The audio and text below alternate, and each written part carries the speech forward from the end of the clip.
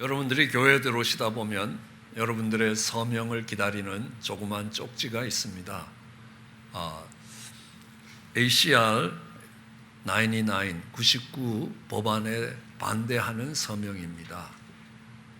ACR 99 법안은 민주당 LGBT 입법회가 제안한 법안입니다.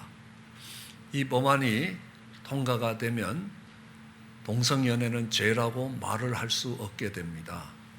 그뿐만 아니라 동성연애를 성경적 가치로 상담하거나 설득하지 못하도록 되어 있습니다.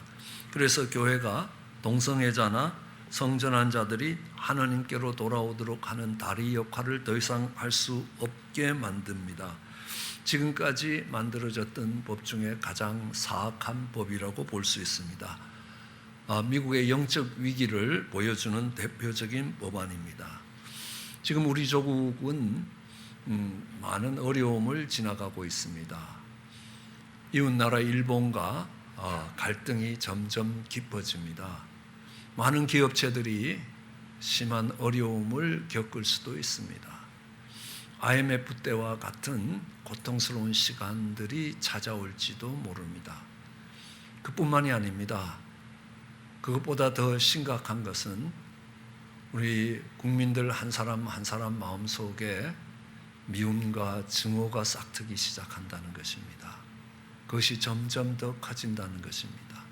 그것이 어떤 모습으로 나타나게 될지 우리는 예측하기가 힘든 때에 있습니다. 위기의 때입니다. 개인적으로도 위기의 때를 만나기도 합니다. 운동을 하다가 쓰러져서 바로 심장 수술을 해야 됩니다. 며칠 동안 삶과 죽음의 사선을 드나들며 지금도 중환자실에 계시는 우리 권사님이 계십니다. 갑자기 의사로부터 암이라는 통보를 받기도 합니다. 사업이 어려워지기도 합니다. 직장을 잃어버리기도 합니다. 우리 자녀들이 방황하기도 합니다. 위기의 때가 찾아온 것입니다. 우리의 삶의 위기의 때가 찾아올 때 우리는 어떻게 준비해야 되는가? 어떻게 이 위기의 때를 극복하고 갈 수 있는가? 오늘 본문이 가르치는 교훈을 받고자 합니다. 오늘 본문 이 사사기는 이스라엘 백성들의 위기의 때였습니다. 왜냐하면 그들 가운데 지도자가 없습니다. 여호수아가 죽었습니다. 여호수아 뒤에 그 나라를 이끌어갈 자리에 다른 사람이 분명히 서 있었을 것입니다. 그렇지만 국민들 전체의 지지와 존경을 받으면서 그 나라를 이끌어갈 지도자의 부재입니다. 리더십의 부재입니다. 그렇지만 그들 속에는 아직도 정복해야 될 땅이 많이 남아 있습니다. 가야 할 길이 멀다는 것입니다. 그뿐만 아니라 그들의 주변에는 대적해야 될 대적들이 여전히 호시탐탐 기회를 노리고 공격해 오고자 하는 것입니다. 오늘 이런 위기의 때를 어떻게 극복했는지를 오늘 본문을 통해 보고자 합니다. 1절에 의하면 이 이스라엘 백성들은 여호와께 물었습니다. 여호와께 나아가 물었습니다. 우리 중 누가 먼저 올라가서 싸워야 됩니까? 하고 물었습니다. 간단한 것 같지만 우리는 모르면 물어야 된다는 겁니다. 물어보고 길을 찾아가야 합니다. 대부분 사람들은 잘 묻기를 싫어합니다. 특별히 남자들은요, 길을 찾아가다가도 잘 길을 찾지 못하면 끝까지 찾아봅니다. 기름이 떨어져야 주유소에 가서 또 다시 찾습니다.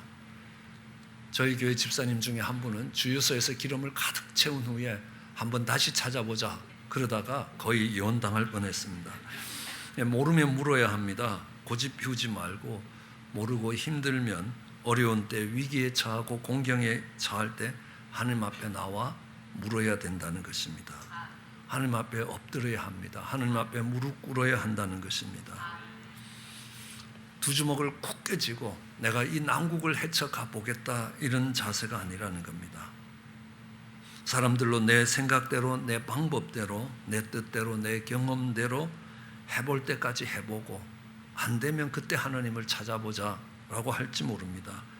아닙니다. 안 되면 그때라도 찾으면 다행인데 그렇지 못할 때도 있습니다. 오늘 이스라엘 백성들은 국가적 위기를 만났습니다. 지도자를 잃어버렸습니다. 할 일은 산더미처럼 남아 있습니다. 그리고 대적들은 언제든지 이스라엘을 공격할 준비를 갖추고 있습니다. 그런 때에 그들은 하나님 앞에 나와 물었습니다. 어떻게 해야 합니까? 이 묻는다는 건 쉽지 않습니다. 하나님을 기억하고 하나님이 인도하시는 길을 따라가겠다라는 것 쉽게 무너지지 않는다는 것입니다. 어떻게 이들은 지도자를 잃어버린 그때에도 여전히 하나님 앞에 나갈 수 있었습니까? 그들이 모세와 여호수아를 통해서 배운 것이 있기 때문에 그렇습니다. 위기가 있어서 위기 앞에서 하나님 앞에 무릎 꿇는 부모님들이 있는 그들을 보면요, 그 자녀들은 다시 하나님 앞에 그들의 인생의 위기가 찾아올 때 하나님 앞에 무릎 꿇을 수 있다는 사실입니다. 오늘 이스라엘에 전염병이 돌기 시작했습니다. 3일 만에 7만 명이 넘는 전염병이 돌았습니다.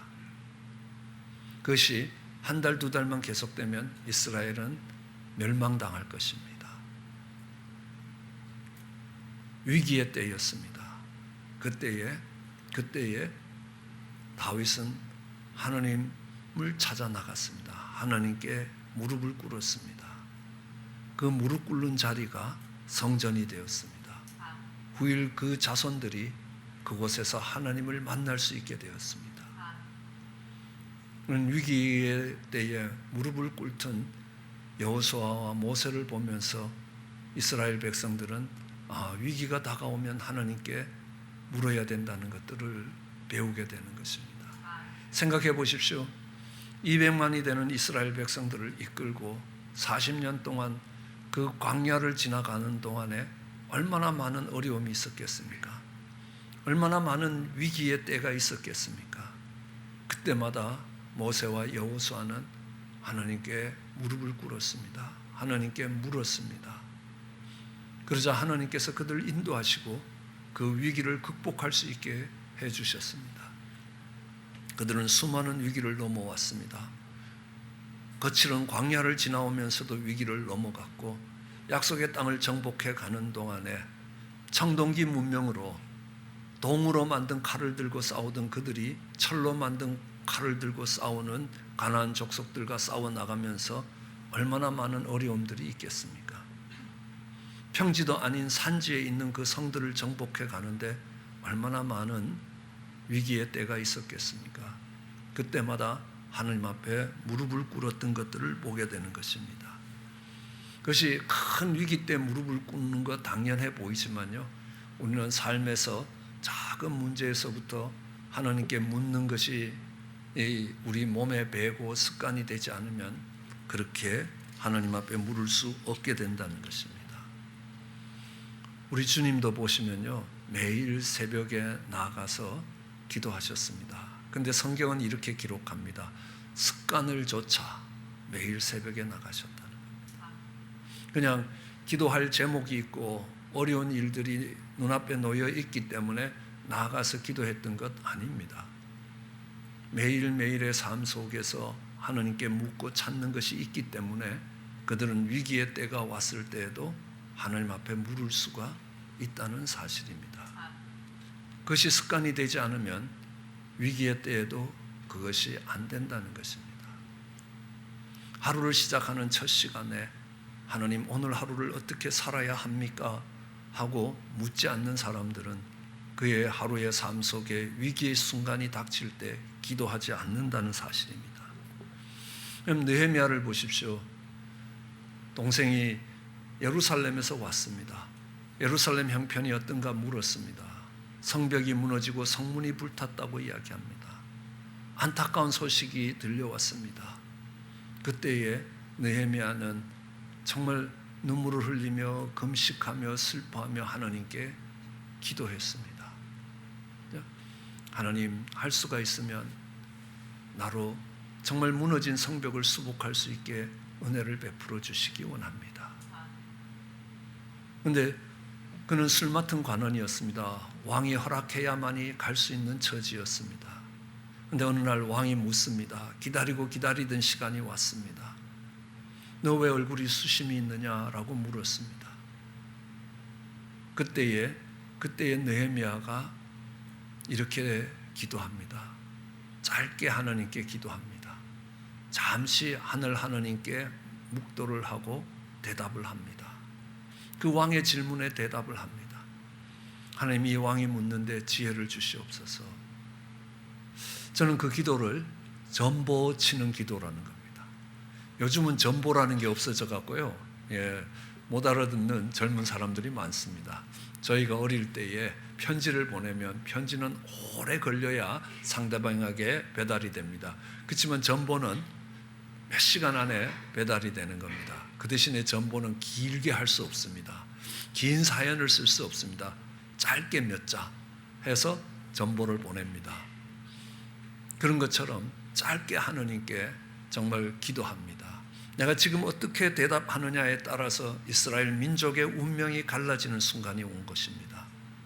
그때 그는 짧게 기도하고 대답합니다. 그걸 보면서 느헤미야는 기도의 사람이라, 매 순간순간 하나님께 물으면서 걸어갔던 사람이라는 것들을 우리는 쉽게 알 수 있습니다. 하나님의 마음에 합했던 다윗을 봐도 그렇습니다. 다윗의 그 공생애처럼 왕이 되는 첫 사역을 보면 하나님이 그가 하나님께 물었다는 걸 알 수 있습니다. 사울이 죽었습니다. 이제 사울의 칼에 쫓겨서 도망자로 다니던 인생이 끝났습니다. 그가 사울이 죽었다는 소식을 제일 먼저 접했을 때 그는 그 사울과 그의 친구 요나단의 죽음을 슬퍼하며 애가를 부릅니다. 슬픔의 노래를 부릅니다. 그게 사무엘하 1장입니다. 그 사울과 사무엘의 죽음을 애도한 후에 제일 먼저 한 게 있습니다. 그게 사무엘상 2장 1절입니다. 그 후에 다윗이 여호와께 물었습니다. 내가 유다의 한 성으로 올라가야 합니까? 하나님께서 가라사대 올라가라 라고 이야기하십니다.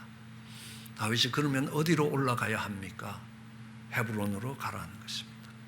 다윗은 가족들을 이끌고 헤브론으로 가고 그곳에서 다윗의 시대가 열리기 시작하는 것들을 볼 수 있습니다. 그뿐 아닙니다. 여러 곳이 있습니다. 다윗의 인생에서 가장 위기의 때가 왔을 때 그때도 다윗은 하나님께 물었습니다. 사무엘상 30장입니다. 다윗이 시글락이라는 곳에 그들의 아둘람 동굴에 모였던 그들의 부하들과 함께 있었던 곳입니다. 군대를 이끌고 나갔다가 집으로 돌아오니까 시글락이 불타버렸습니다. 거기에 있던 정말 나이가 많고 적은 모든 대소 여인들이 하나도 죽이지 아니하고 다 사로잡혀 끌려갔습니다. 다윗이 그 사람들이 성에 이르러 본즉 성은 불타고 자기 아내와 자녀들이 다 사로잡혀 갔습니다. 다윗과 그와 함께한 백성들이 울 기력이 없을 정도로 소리 높여 울었습니다. 한참 울다가 보니까요, 다윗도 정말 그 피해자입니다. 다윗의 두 아내도 잡혀갔습니다. 한참 운 뒤에 백성들이 각기 자녀를 위하여 마음이 슬퍼지자 다윗을 돌로 치자, 다윗 따라다녀서 이 꼴을 당했으니 다윗을 돌로 치자라고 이야기합니다. 다윗이 급해졌습니다. 보통 급한 게 아닙니다. 그걸 우리는 군급이라고 합니다. 급한 중에서도 아주 급한, 그런데 그 앞에 크게 군급했다는 것입니다. 그때 그 하나님 여호와를 힘입고 용기를 냈습니다. 그 가장 절대절명의 위기에서 정말 용기를 내서 한 일이 무엇이냐는 겁니다. 다윗은 아히멜렉의 아들 제사장 아비아달에게 에봇을 갖고 오라고 이야기합니다. 그리고 에봇을 갖고 오자 여호와께 물었습니다. 하나님, 내가 이 군대를 쫓아가면 미치겠습니까? 쫓아가라. 내가 반드시 미치고 정령도로 찾을 것이다. 그럼 다윗이 군대를 이끌고 그들의 아내와 자녀들을 잡아간 아말렉을 공격하기 위해서 그들을 공격하기 위해서는 한시라도 급하게 군대를 동원해서 추격해야 되는 것입니다. 그런데 다윗은 그 절대절명에 시간이 분초를 다루는 그때에도 하나님 앞에 먼저 무릎 꿇고 물었다는 사실입니다. 성경 속에 그런 일들이 많이 있습니다. 다윗은 브레셋이 침략해 왔습니다. 하나님께 나아가 싸울까요? 싸우라는 것입니다. 하나님이 싸우게 하셔서 승리하게 하셨습니다. 그 다음에 브레셋이 또 쳐들어왔습니다. 그랬을 때 다윗은 다시 물었습니다. 하나님, 싸울까요? 싸우라는 겁니다. 어떻게 싸울까요? 뽕나무 밭에서 복병을 서라는 것입니다. 한번 브레셋을 이겼기 때문에 그 승리의 전략을 가지고 두 번째 전쟁에 임하지 않았습니다. 그의 경험이 그의 앞을 인도하기를 원치 않았습니다. 하나님이 그 인생을 인도해 주시도록 물었던 것입니다. 다윗은 그일라에 갈 때도 정말 백성들이 이야기합니다. 거긴 성이기 때문에 들어가면 사울에게 갇힙니다. 들어갈 수가 없습니다. 하나님께 물었습니다. 가라는 겁니다. 갔습니다. 사울이 군대를 동원해서 내려옵니다. 포위를 당하면 이 백성들이 나를 지켜줄까요? 안 지켜줄 거다. 빨리 도망가라는 겁니다. 항상 다윗은 하나님께 물었던 것들을 성경 속에서 찾아볼 수 있습니다. 사울 왕과 다윗 왕의 차이가, 가장 큰 차이가 어디서 났습니까? 우리는 역대상 10장 13절 14절을 보면요, 사울이 죽은 이유는 여호와께 범죄하였습니다. 어떤 범죄를 했냐면 여호와의 말씀을 지키지 아니하고 신접한 자에게 가르치기를 청했다는 겁니다. 그걸 한마디로 요약하면요, 여호와께 묻지 아니하였다는 겁니다. 그래서 여호와께서 저를 죽이시고 그 나라를 이새의 아들 다윗에게 돌리셨다는 겁니다. 하나님께 묻지 않았다는 겁니다. 세상의 지혜를 구했을 것입니다. 세상에 능력 있는 자에게 물었던 것입니다. 그것이 다윗의 왕이 되는 계기가 되기도 하지만 사울의 멸망의 원인이 되는 것입니다. 이스라엘 백성들은 그 위기 앞에서 하나님께 물었다는 겁니다. 오늘 이 아침에도 어려움을 당하고 힘든 과정을 지나가시는 분들이 있을 것입니다. 하나님께 물어야 합니다. 그것이 위기를 극복하는 첫 걸음이 될 것입니다. 우리는 큰 문제와 위기 앞에서만이 아닙니다. 작은 문제 앞에서도 하나님께 물을 때 그 어려움들을 이겨갈 수 있을 것입니다. 이스라엘 백성들이 물었을 때 하나님이 대답하십니다. 유다가 올라가라는 것입니다. 왜 유다가 올라가야 되는 것입니까? 이 유다라는 이름은 찬양이라는 이름입니다. 그래서 우리는 두 번째로 하나님께 묻는 것 다음으로 우리는 찬양으로 위기를 극복할 수 있다는 것. 그러면 하나님은 탁월한 사람을 사용하시지 않았습니다. 용감하고 힘센 사람을 쓴 것도 아닙니다. 나이가 많은 사람을 쓰신 것도 아닙니다. 왜냐하면 나이가 많다는 것은 세상에 경험이 많다는 것입니다. 그들의 경험을 사용하신 것도 아닙니다. 어떤 사람을 쓰셨습니까? 어떤 사람을 세우셨습니까? 찬양하는 사람을 세우셨습니다. 찬양을 하는 사람들을 앞세웠습니다. 그 위기를 극복하고 그 위기를 차고 나가는데 하나님이 사용하신 사람들은 찬양하는 사람들입니다. 그럼 그 위기 상황에서 찬양을 하지 않으면 어떻게 됩니까? 좌절할 겁니다. 낙심할 겁니다. 절망할 겁니다. 아니면 왜 우리를 이런 자리에 두셨냐고 원망하고 불평하게 될 것입니다. 그러나 그것은 하나님이 일하실 것을 믿음으로 바라보지 못하기 때문입니다. 이스라엘 백성들이 약속의 땅 앞에 서서 약속의 땅을 바라봤습니다. 그 성이 견고하고 그 성을 지키는 자들이 강대했습니다. 우리는 도저히 저 성을 정복할 수 없고 광야에서 방황하다가 죽게 될 것이라는 겁니다. 아닙니다. 하나님이 저 어려운 성을 우리에게 주셨다면 이것은 하나님이 하신 일이라는 겁니다.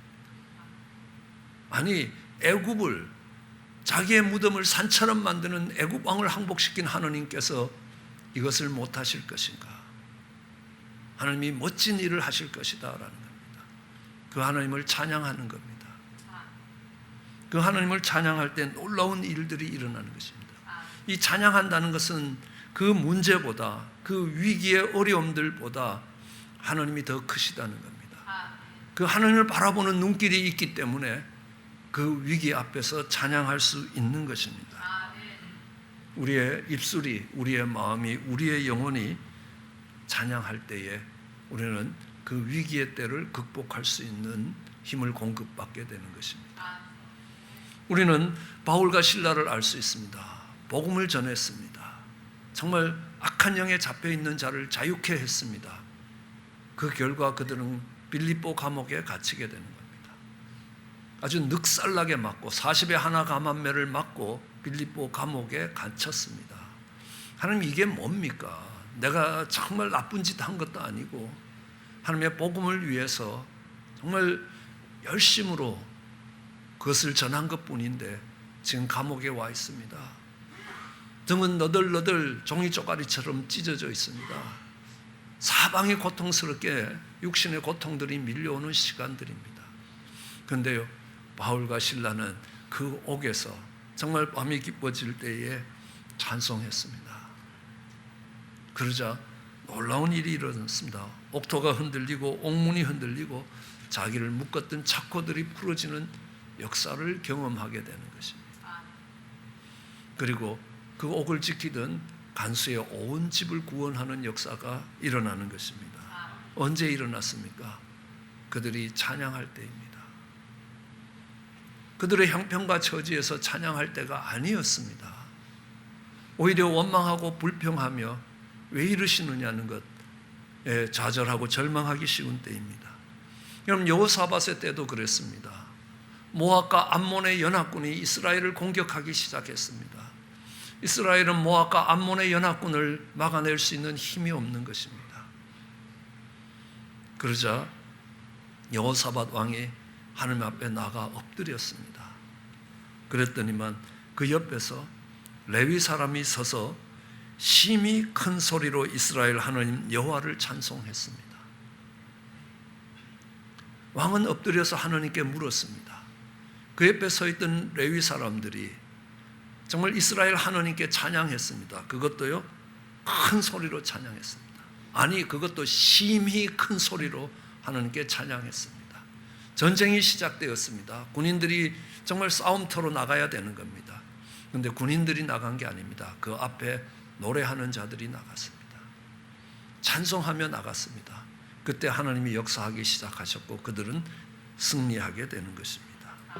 우리를 옥죄이고 우리를 묶고 있는 어려움들이 찬양할 때에 그 찬양 속에서 풀어진다는 것입니다. 그 감사가 담겨있는 그 찬양이 흉악의 결박을 푸는 힘이 있다라는 것을 하나님이 말씀하고 계시는 것입니다. 우리는 새벽을 깨웁니다. 또 새벽에도 찬양합니다. 왜요? 하나님이 승리하실 것이라는 것입니다. 하나님이 영광을 받으시고 그 결과 우리의 삶의 결박이 풀어질 것이라는 것입니다. 이스라엘 백성들이 여리고 성 앞에 있었습니다. 여리고 성을 바라보면서 이 여리고 성이 절대로 무너질 것 같지 않습니다. 여리고 성 10층 높이 같은 정말 큰 성벽이 내벽과 외벽으로 겹겹이 쌓여 있습니다. 내벽이 무너져도 외벽이 버티고 있는 겁니다. 그 성 꼭대기에는 마차가 2대가 지나갈 만큼 넓은 성입니다. 그 기초가 얼마나 튼튼했는지를 알 수 있을 것입니다. 그들의 힘으로 도저히 무너뜨릴 수 없는 견고한 성, 도저히 점령할 수 없을 것 같은, 도저히 내 힘으로는 어떻게 움직이지도 않는 이런 문제 앞에 이스라엘 백성들이 있었습니다. 하나님 그들에게 이야기합니다. 그 성을 도르라고요. 그리고 그들이 함성을 지르기 시작하자 그때 여리고 성이 무너졌습니다. 언제입니까? 함성을 지를 때는 겁니다. 여러분, 하나님이 하실 일들을 바라보지 않고 어떻게 함성을 지르겠습니까? 승리의 함성입니다. 승리의 노래라는 것입니다. 하나님은 원수 앞에 상으로 베푸신다는 거예요. 여리고 성에서 원수들이 노려보는 그 앞에서 하나님이 유월절 만찬을 베푸시는 것입니다. 승리의 축제를 베푸시는 것입니다. 왜? 문제가 아니라는 겁니다. 그 문제보다 크신 하나님께서 그 일들을 이루실 것을 믿음으로 바라보면서 찬송할 수 있습니다. 그 찬양이, 그 감사가 흉악의 결박을 푸는 힘이 있다는 겁니다. 그 위기를 이길 수 있는 힘이 그때에 주어지고 있습니다. 오늘 이스라엘 백성들이 물었을 때 유다가 먼저 올라가라. 유다가 올라가려고 생각하니까 약간 겁이 납니다.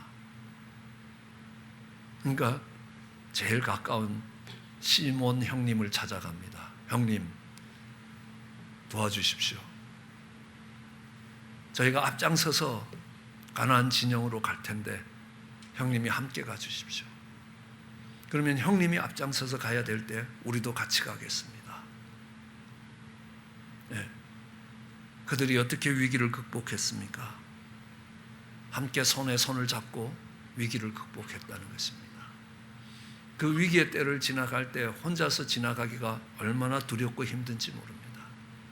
그때 손을 잡아주는 형제가 있을 때, 그때 손을 잡아주는 가족이 있을 때 우리는 그 위기를 극복해 가기가 쉬워지는 겁니다.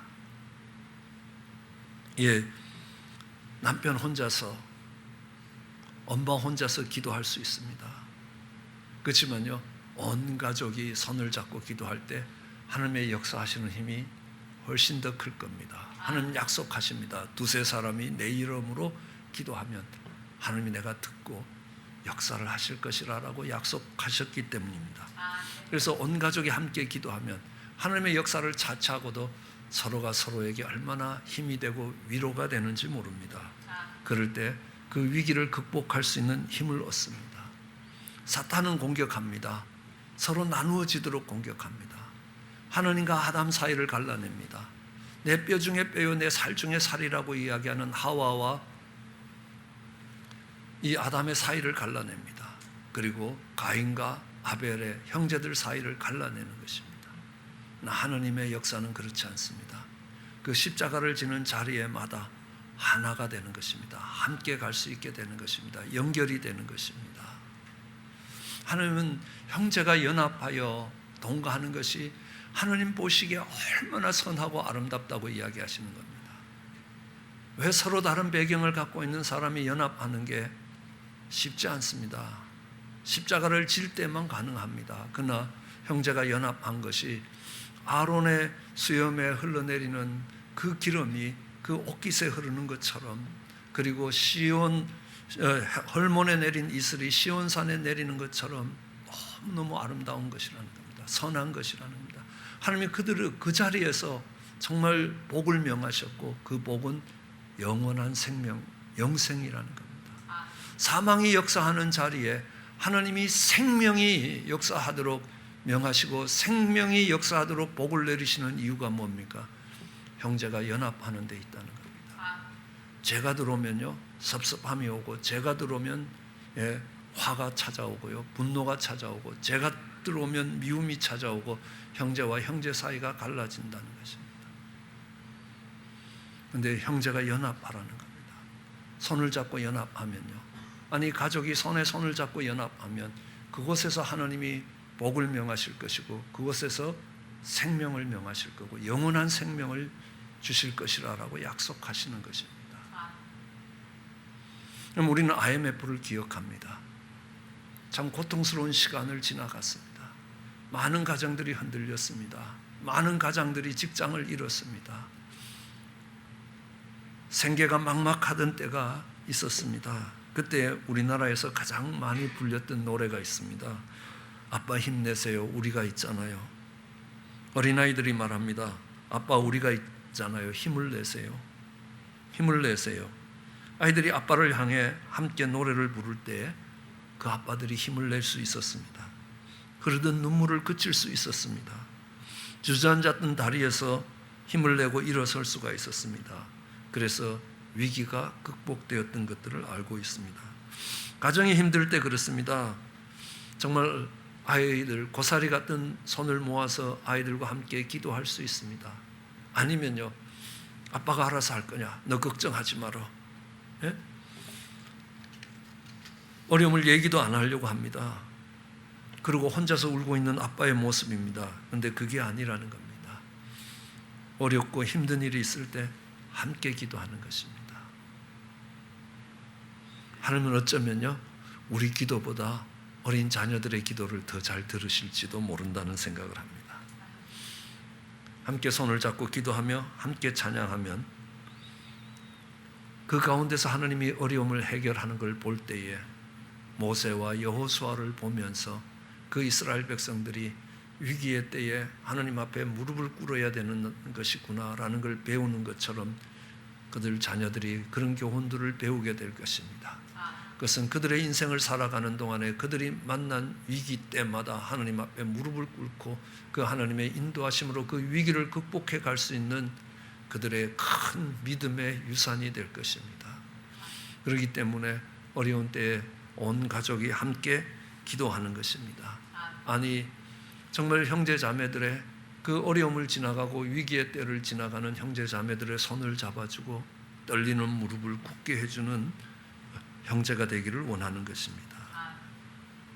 그런데 성경을 읽어보면요, 이 사사기 뒤에 읽어보면 유다가 나가 싸우는데 시몬이 한 일이 거의 기록이 되어 있지 않습니다. 전부 다 거의 다 유다가 다 했습니다. 유다 지파들이 다 했습니다. 그런데도 그럼에도 불구하고 대단한 일을 도와주지 않아도 함께 하고 있다는 것만으로도 엄청난 힘을 공급했고 위로를 공급했다는 겁니다. 함께 있어주는 것만으로도 유다 백성들이 힘을 낼 수 있는 근거가 되었다는 겁니다. 곁에 있어주기만 해도 큰 능력이 된다는 것입니다. 함께 한다는 건 대단한 일을 해줘야 되는 것 아니라는 겁니다. 옆에 있어주기만 하면 되는 것입니다. 울 때 같이 울고 웃을 때 같이 웃어주는 것만으로도 충분하다는 겁니다. 그러면요, 위기를 극복해 갈 수 있게 될 것입니다. 우리는 위기 때에 하나님을 찾아갑니다. 기도에 무릎을 꿇는 것입니다. 하나님을 찾는 것입니다. 그리고 정말 하나님의 승리를 선포하는 것입니다. 찬양하는 것입니다. 믿음으로 승리를 선포하며 감사의 노래를 부르는 것입니다. 그리고도 떨리시면요, 형제들의 손을 잡고 함께 가십시오. 그럼 그 속에 위로가 있고 그 속에 하나님의 역사가 있을 것입니다. 그렇게 우리 삶에 다가온 위기들이 극복되기를 주의 이름으로 축원합니다. 기도하시겠습니다.